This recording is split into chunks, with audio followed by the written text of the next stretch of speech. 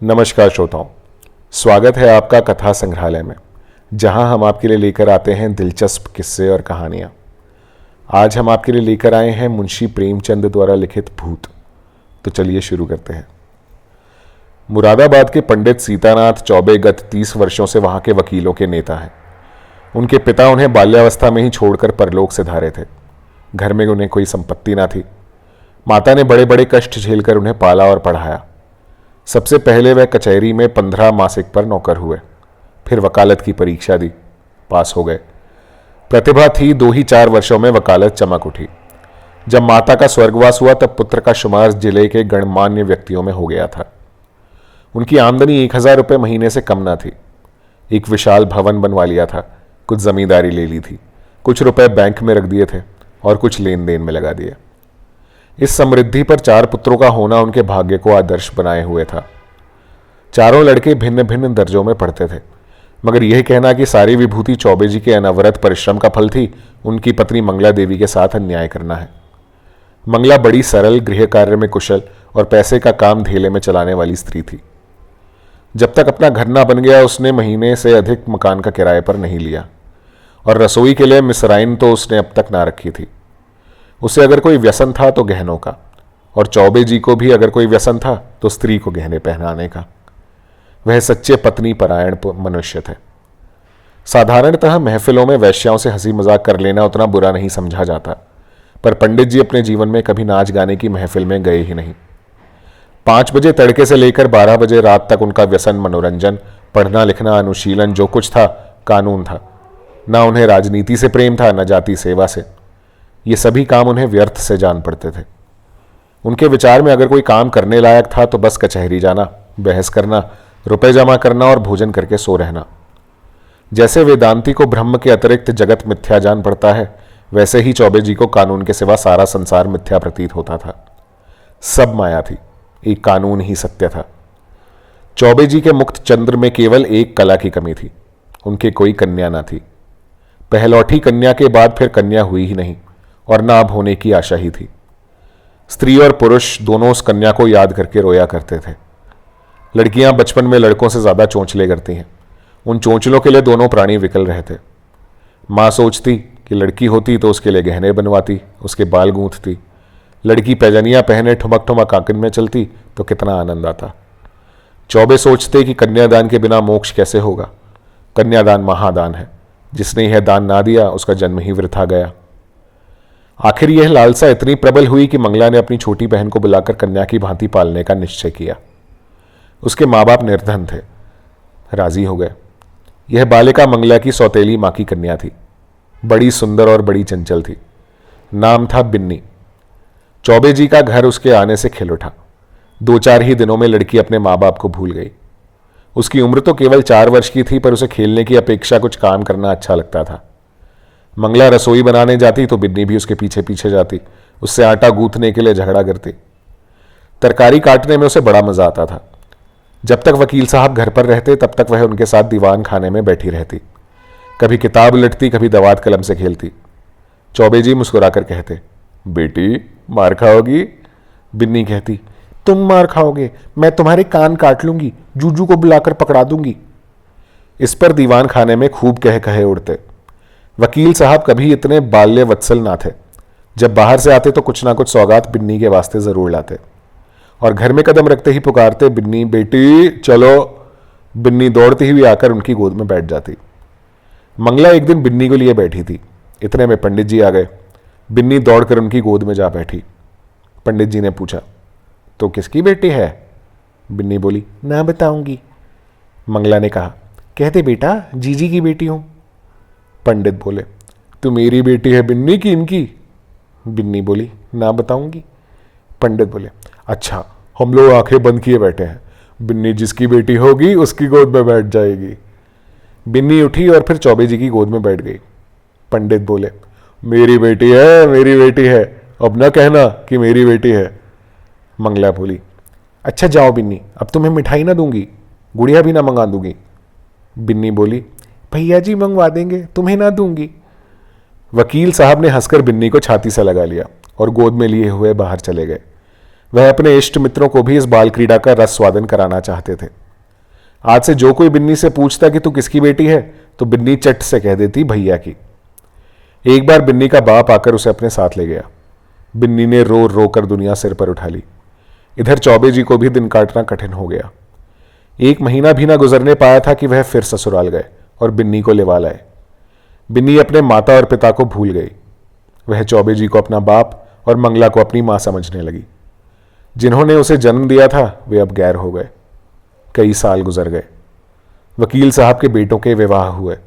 उनमें से 2 अपने बाल बच्चों को लेकर अन्य जिलों में वकालत करने चले गए। 2 कॉलेज में पढ़ते थे। बिन्नी भी कली से फूल हुई। ऐसी रूप गुणशील वाली बालिका बिरादरी में और ना थी। पढ़ने लिखने में चतुर, घर के काम धंधों में कुशल, बूटे कसीदे और सीने पिरोने में दक्ष, पाक कला में निपुण, मधुर भाषणी, लज्जाशीला, अनुपम रूप की राशि। अंधेरे घर में उसके सौंदर्य की दिव्य ज्योति से उजाला होता था। उषा की लालिमा में, ज्योत्सना की मनोहर छटा में, खिले हुए गुलाब के ऊपर सूर्य की किरणों से चमकते हुए तशा और बिंदु में भी वह प्राणपद सुषमा और शोभा वह ना थी। श्वेत हेम मुकुटधारी पर्वत में भी वह शीतलता ना थी जो बिन्नी अर्थात विंध्येश्वरी के विशाल नेत्रों में थी। चौबे जी ने बिन्नी के लिए सुयोग्य वर खोजना शुरू किया। लड़कों की शादियों में दिल का अरमान निकाल चुके थे। अब कन्या के विवाह में हौसले पूरे करना चाहते थे। धन लुटाकर कीर्ति पा चुके थे, अब दान दहेज में नाम कमाने की लालसा थी। बेटे का विवाह कर लेना आसान है, पर कन्या के विवाह में आबरू निभाह ले जाना कठिन है। नौका पर सभी यात्रा करते हैं, जो तैर कर नदी पार करे वही प्रशंसा का अधिकारी है। धन की कमी ना थी। अच्छा घर और सुयोग्य वर मिल गया। जन्म पत्र मिल गए, बनावट बन गया। फलदान और तिलक की रस्में भी अदा कर दी गईं। पर हाय रे दुर्दैव, कहाँ तो विवाह की तैयारी हो रही थी, द्वार पर दर्जी, सुनार, हलवाई सब अपना अपना काम कर रहे थे। कहाँ निर्दय विधाता ने और ही लीला रच दी। विवाह के 1 सप्ताह पहले मंगला अनायास बीमार पड़ी।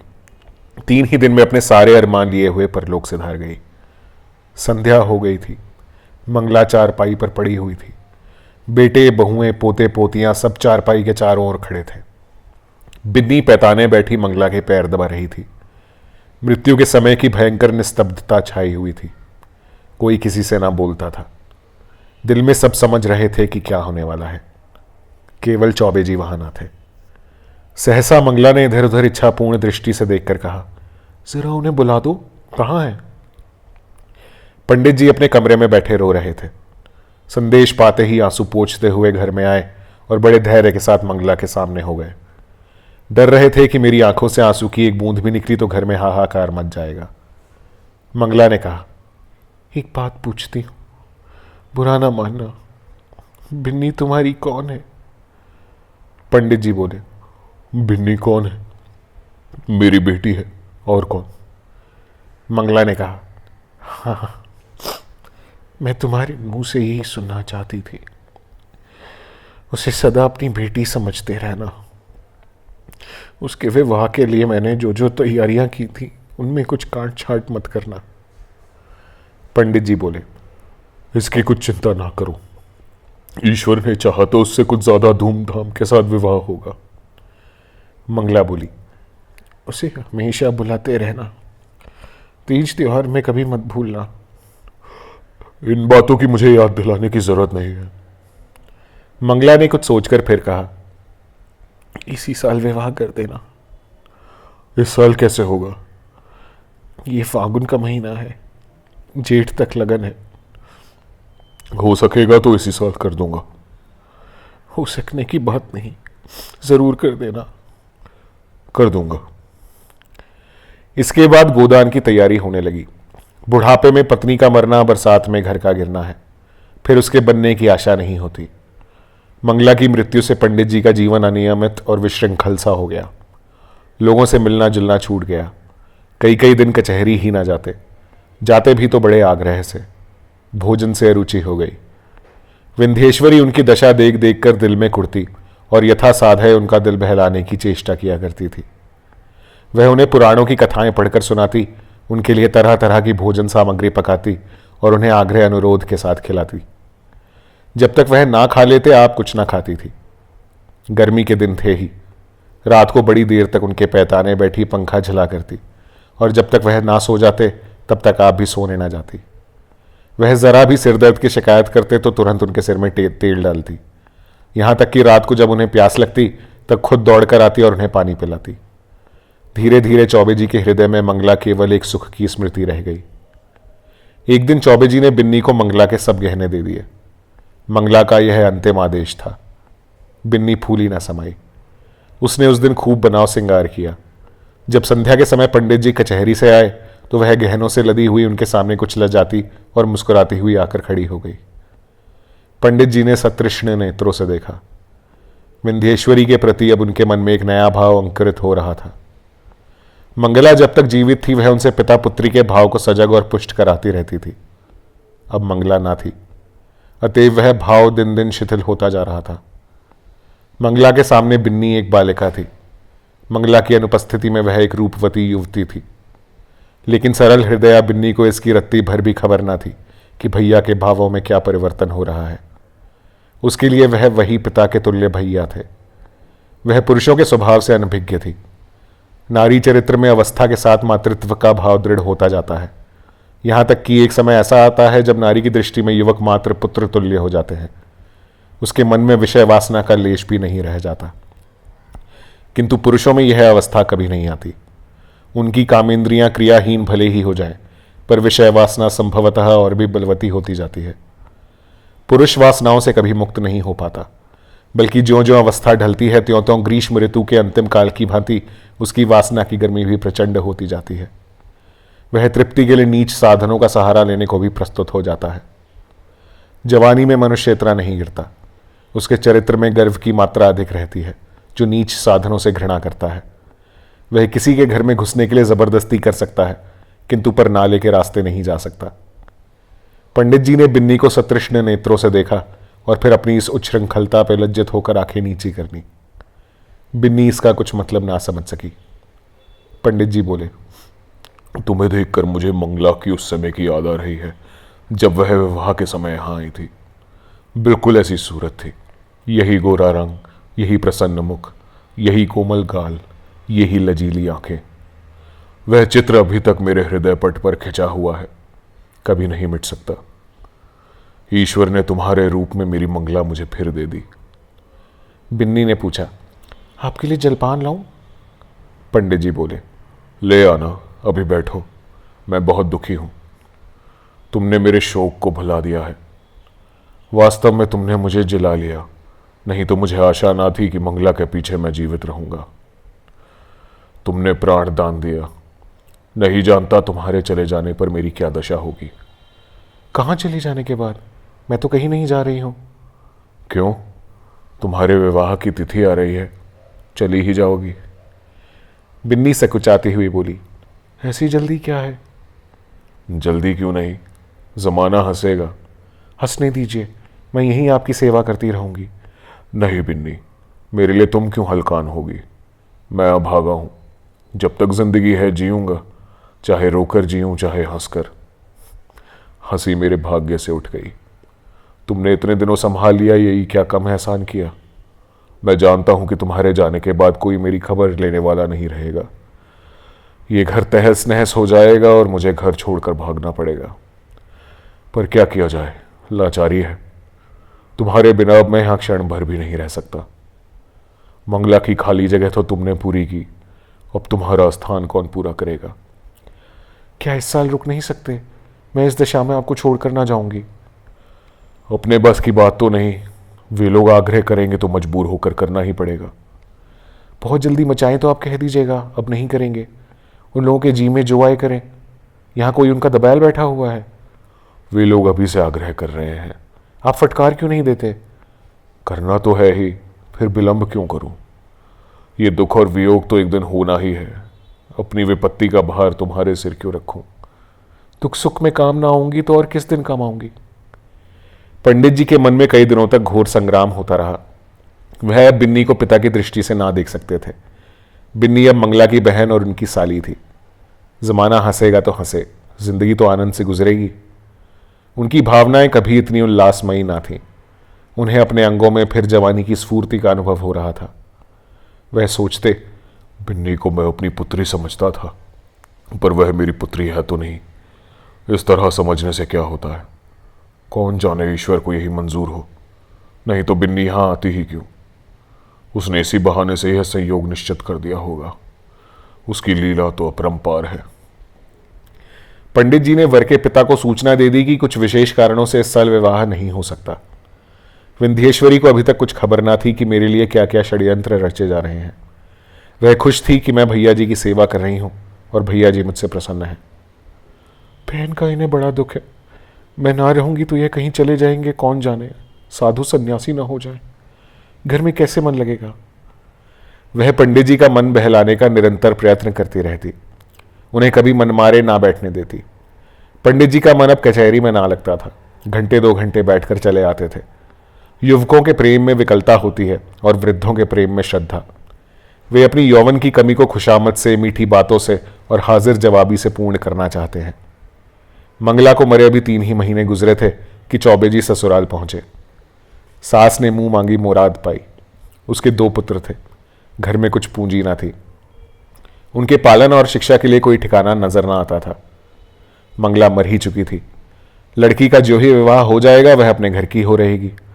फिर चौबे से नाता ही टूट जाएगा। वह ऐसी चिंता में पड़ी हुई थी कि चौबे जी पहुंचे मानो देवता स्वयं वरदान देने आए हों। जब चौबे जी भोजन करके लेटे तो सास ने कहा, भैया कहीं बातचीत हुई कि नहीं? पंडित जी बोले, अम्मा अब मेरे विवाह की बातचीत क्या होगी? क्यों भैया, अभी तुम्हारी उम्र ही क्या है? करना भी चाहूं तो बदनामी के डर से नहीं कर सकता। फिर मुझे पूछता ही कौन है? पूछने को हजारों हैं। दूर क्यों जाओ, अपने घर ही में लड़की बैठी है। सुना है तुमने मंगला के सब गहने बिन्नी को दे दिए हैं। कहीं और विवाह हुआ तो ये कई हजार की चीज़ तुम्हारे हाथ से निकल जाएंगी। तुमसे अच्छा घर मैं कहाँ पाऊंगी? तुम उसे अंगीकार कर लो तो मैं तर जाऊं। अंधा क्या मांगे 2 आंखें। चौबे जी ने मानो विवश होकर सास की प्रार्थना स्वीकार कर ली। बिन्नी अपने गांव के कच्चे मकान में अपनी मां के पास बैठी हुई है। अब की चौबे जी ने उसकी सेवा के लिए एक लौंडी भी साथ कर दी है। विंध्येश्वरी के दोनों छोटे भाई विस्मित हो होकर उसके आभूषणों को देख रहे हैं। गांव की और कई स्त्रियां उसे देखने आई हुई हैं और उसके रूप लावण्य का विकास देखकर चकित हो रही हैं। ये वही बिन्नी है जो यहाँ मोटी फरिया पहने खेला करती थी। अरे रंग रूप कैसा निखर आया है, सुख की देह है ना। जब भीड़ कम हुई, एकांत हुआ तो माता ने पूछा, तेरे भैया जी तो अच्छी तरह है ना बेटी? यहाँ आए थे तो बहुत दुखी थे। मंगला का शोक उन्हें खाया जाता है। संसार में ऐसे मर्द भी होते हैं जो स्त्री के लिए प्राण दे देते हैं। नहीं तो यहाँ स्त्री मरी और चट दूसरा ब्याह रचाया गया। मानो मनाते रहते हैं कि ये मरे तो नई नवेली बहू घर लाए। विंध्येश्वरी ने कहा, उन्हें याद करके रोया करते हैं। चली आई हूं, न जाने कैसे होंगे। मुझे तो डर लगता है कि तेरा ब्याह हो जाने पर कहीं घबराकर साधु फकीर ना हो जाए। मुझे भी तो यही डर लगता है। इसी से तो मैंने कह दिया कि अभी जल्दी क्या है। जितने ही दिन उनकी सेवा करोगी उतना ही उनका स्नेह बढ़ेगा और तुम्हारे जाने से उन्हें उतना ही दुख भी अधिक होगा। बेटी सच तो ये है कि वह तुम्ही को देखकर जीते हैं। इधर तुम्हारी डोली उठी और उधर उनका घर सत्यानाश हुआ। मैं तुम्हारी जगह होती तो उन्हीं से ब्याह कर लेती। हे हटो अम्मा, गाली देती हो। उन्होंने मुझे बेटी करके पाला है, मैं भी उन्हें अपना पिता। चुप रहे पगली, कहने से क्या होता है? अरे सोच तो अम्मा, कितनी बेढंगी बात है। मुझे तो इसमें कोई बेढंगापन नहीं दिख पड़ता। क्या कहती हो अम्मा? उनसे मेरा मैं तो लाज के मारे मर जाऊं, उनके सामने ताक ना सकूं। वह भी कभी ना मानेंगे। मानने की बात भी कोई तो हो। उनका जिम्मा मैं लेती हूँ, मैं उन्हें राजी कर लूँगी। तू राजी हो जा। याद रख, ये कोई हंसी खुशी का ब्याह नहीं है, उनकी प्राण रक्षा की बात है, जिसके सिवा संसार में हमारा और कोई नहीं। फिर अभी उनकी कुछ ऐसी उम्र भी तो नहीं है, 50 से 2 ही 4 साल ऊपर होंगे। उन्होंने एक ज्योतिषी से पूछा भी था।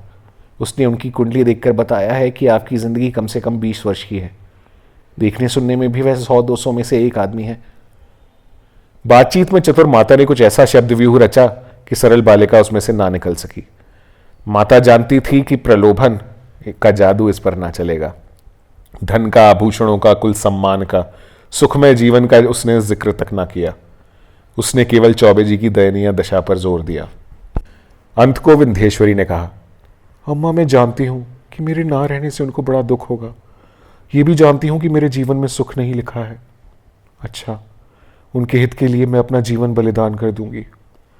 ईश्वर की यही इच्छा है तो यही सही। चौबे जी के घर में मंगल गान हो रहा था। विंध्येश्वरी आज वधू बनकर इस घर में आई है। कई वर्ष पहले वह चौबे जी की पुत्री बनकर आई थी। उसने कभी स्वप्न में भी ना सोचा था कि मैं एक दिन इस घर की स्वामिनी बनूंगी। चौबे जी की सज धज आज देखने योग्य है। तंजेब का रंगीन कुर्ता, कतरी हुई और सवारी हुई मूछें, खिजाब से चमकते हुए बाल, हंसता हुआ चेहरा, चढ़ी आंखें, यौवन का पूरा स्वांग था। रात बीत चुकी थी। विंध्येश्वरी आभूषणों से लदी हुई भारी जोड़े पहने फर्श पर सिर झुकाए बैठी थी। उसे कोई उत्कंठा ना थी, भय ना था। केवल यह संकोच था कि मैं उनके सामने कैसे मुंह खोलूंगी। उनकी गोद में खेली हूं, उनके कंधों पर बैठी हूं, उनकी पीठ पर सवार हुई हूं, कैसे उन्हें मुंह दिखाऊंगी। मगर वे पिछली बातें वह क्यों सोचे। ईश्वर उन्हें प्रसन्न रखे। जिसके लिए उसने पुत्री से पत्नी बनना स्वीकार किया वह पूर्ण हो, उनका जीवन आनंद से व्यतीत हो। इतने में चौबे जी आए। विंध्येश्वरी उठ खड़ी हुई। उसे इतनी लज्जा आई कि जी चाहा कहीं भाग जाए, खिड़की से नीचे कूद पड़े। चौबे जी ने उसका हाथ पकड़ लिया और बोले, बिन्नी, मुझसे डरती हो? बिन्नी कुछ ना बोली, मूर्ति की तरह वहीं खड़ी रही। एक क्षण में चौबे जी ने उसे बिठा दिया। वह बैठ गई। उसका गला भर भर आता था। भाग्य की यह निर्दय लीला, यह क्रूर क्रीड़ा उसके लिए असह्य हो रही थी। पंडित जी ने फिर पूछा, बिन्नी, बोलती क्यों नहीं? क्या मुझसे नाराज हो? विंध्येश्वरी ने अपने कान बंद कर लिए। यही परिचित आवाज वह कितने दिनों से सुनती चली आती थी। आज वह व्यंग्य से भी तीव्र और उपहास से भी कटु प्रतीत होती थी। सहसा पंडित जी चौंक पड़े। आंखें फैल गईं और दोनों हाथ मेंढकों के पैरों की भांति सिकुड़ गए। वह 2 कदम पीछे हट गए।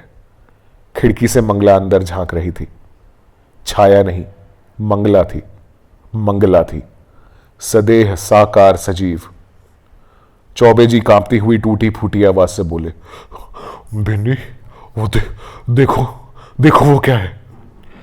बिन्नी ने घबराकर खिड़की की ओर देखा। कुछ ना था।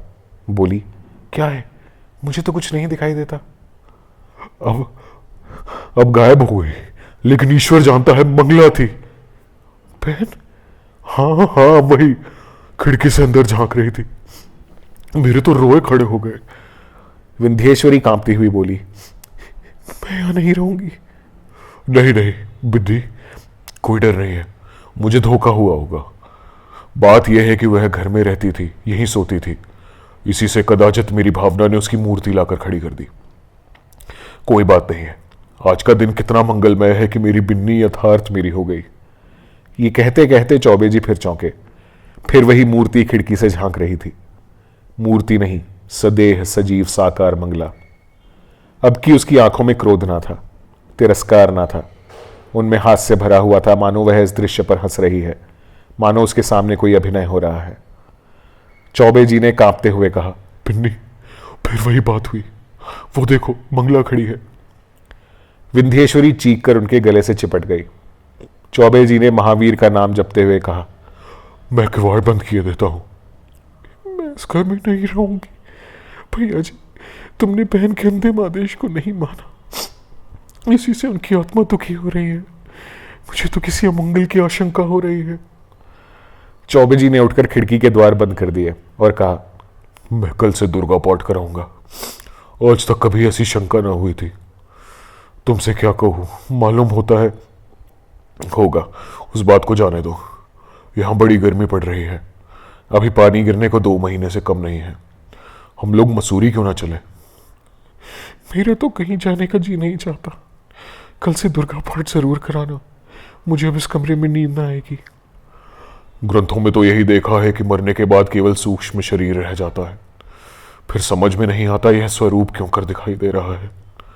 मैं सच कहता हूं बिन्नी, अगर तुमने मुझ पर यह दया ना की होती तो मैं कहीं का ना रहता। शायद इस वक्त मैं बद्रीनाथ के पहाड़ों पर से टकराता होता, या कौन जाने विष खाकर प्राणाहत कर चुका होता। मसूरी में किस होटल में ठहरना पड़ेगा? नहीं, मकान भी मिलते हैं। मैं अपने एक मित्र को लिखे देता हूं, वह कोई मकान ठीक कर रखेंगे वहां। बात पूरी ना होने पाई थी कि ना जाने कहां से जैसे आकाशवाणी हो। आवाज आई, बिन्नी तुम्हारी पुत्री है। चौबे जी ने दोनों कान बंद कर लिए, भय से थर थर कांपते हुए बोले, बिन्नी, यहां से चलो, न जाने कहां से आवाजें आ रही हैं। बिन्नी तुम्हारी पुत्री है। यह ध्वनि सहस्त्र कानों से पंडित जी को सुनाई पड़ने लगी, मानो इस कमरे की एक एक वस्तु से यही सदा आ रही है। बिन्नी ने रोकर पूछा, कैसी आवाज थी? क्या बताऊं, कहते लज्जा आती है। जरूर बहन जी की आत्मा है। बहन मुझ पर दया करो, मैं सर्वथा निर्दोष हूं। फिर वही आवाज आ रही है। हाय ईश्वर, कहाँ जाऊं? मेरे तो रोम रोम में ही वे शब्द गूंज रहे हैं। बिन्नी बुरा किया।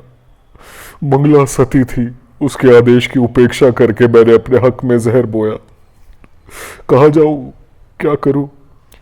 ये कहकर पंडित जी ने कमरे के किवाड़ खोल दिए और बेतहाशा भागे। अपने मर्दाने कमरे में पहुंचकर वह गिर पड़े, मूर्छा आ गई।